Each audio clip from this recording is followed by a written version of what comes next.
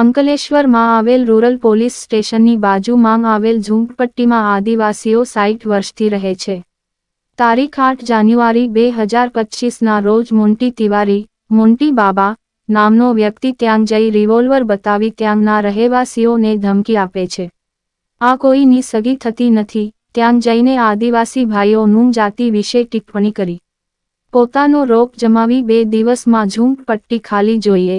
જો ઝૂંપડપટ્ટી 2 દિવસમાં નહીં ખાલી થાય તો આની પર JCB ચઢાઈ દેવામાં આવશે તેવી ધમકીઓ આપી રિવોલ્વર બતાવી જતો રહેલ છે. આ મામલે ત્યાંના આદિવાસી રહેવાસીઓએ અંકલેશ્વર B ડિવિઝન ખાતે મોન્ટી તિવારીના વિરોધમાં અરજી આપેલ છે. આ મામલે પોલીસે અત્યાર સુધી કેમ આવા લુખ્ખા તત્વોની ધરપકડ કેમ કરી રહી નથી? આ ઘટના અંગે અંકલેશ્વર B ડિવિઝન પોલીસની કામગીરી સામે અનેકો સવાલો ઊભા થઈ રહ્યા છે. આવ્યા તા એવું કીધું કે ઝૂંપડું તમારા ખાલી કરી દો, નહીં તો પછી જોઈ લીજો આ રિવોલ્વર. પોલીસ વાળા આવશે તો તોડી હા, કાઢશે. પોલીસ વાળા તમારી જેબમાં લઈને ફરીએ છે અમે. અને કમરમાં કઈ ખોહેલું હતું તે પછી આ જોઈ લીજો એમ કીધું.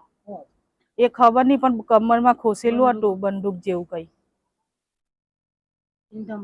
તેની ધમકી આપતા હતા મને. ઝૂંપડા ખાલી કરી નાખજો એવું કીધું. મારી ઉંમર 62 વર્ષથી થઈ.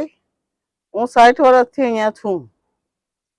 અને મોન્ટીભાઈ આવ્યા હતા તે મને 20,000 રૂપિયા આપવાનું કીધું ને તારું ઝૂંપડું અટેડી લેજે અહીંથી ને મારે અહીંયા રોડ પાડવાનો છે.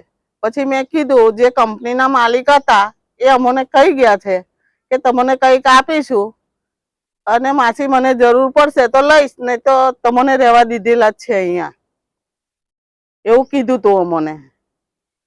મોન્ટીભાઈ કે મેં કીધું મકું ભાઈ 20,000 ના તો થોમલા બી નથી આવતા, તો મારું ઝૂંપડું 20,000 માં કેવી રીતના હોય? તો કે તમે પેલી ગટર પાસે બાંધી લો કે એવું કઈ ને પછી નહીં ગયા.